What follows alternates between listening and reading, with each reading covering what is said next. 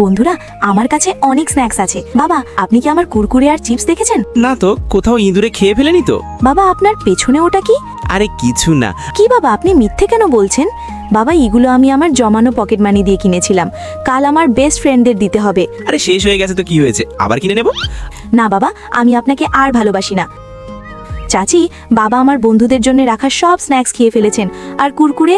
আরে দেখো তো, কত বড় হয়ে বাচ্চাদের স্ন্যাক্স চুরি করছো। কোনো ব্যাপার না লিনা, কাল আমি তোমার বন্ধুদের জন্য আবার কুরকুরে বানিয়ে দেব। ও সত্যি? হ্যাঁ সত্যি লিনা, আমি দরজা লক করে দিচ্ছি, পাপাকে বাইরেই দাঁড়িয়ে থাকতে দাও, এটাই ওর সাজা। হ্যাঁ। আরে না, আমি বাইরেই রয়ে গেলাম, আমাকে ভেতরে আসতে দাও।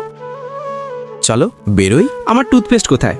কোন টুথপেস্ট? ওই যে, যেটা আপনি আমাকে ইদানিং ব্যবহার করান, ওই যে কালো সাদা রঙেরটা। হ্যাঁ জানি, আমি এক্ষুনি আনছি। ইদানিং অনেক লোক বলছে আমাদের দাঁত নাকি খুব সাদা লাগছে। একটু থালাবি আর আমার ভাইয়ের দাঁত দেখুন তো। চাচি বাই বাই। Bye bye. চলো আমরাও যাই। বন্ধুরা, আমি নাচতে নাচতে স্কুলে যাচ্ছি, আর বাবাও আমাকে দেখে আমার মতো নাচতে শুরু করেছেন।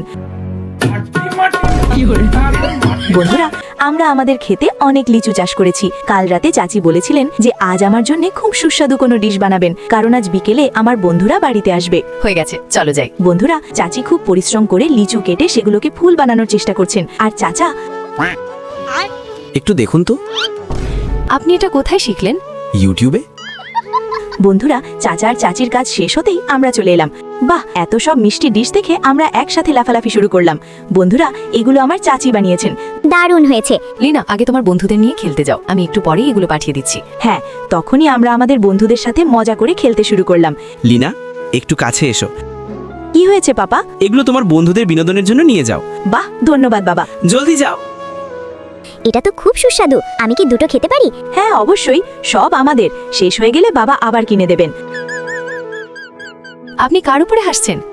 হ্যাঁ ওই তো। বাচ্চারা তৈরি হয়ে যাও, মিষ্টি কতক্ষণ ফল আসছে। খরগোশটা তোমার জন্য, গোলাপটা লিনার জন্য, আর এটা ছোট বোনের জন্য। এটা কি সুস্বাদু? তখনই আমি মজা করে খেতে শুরু করলাম।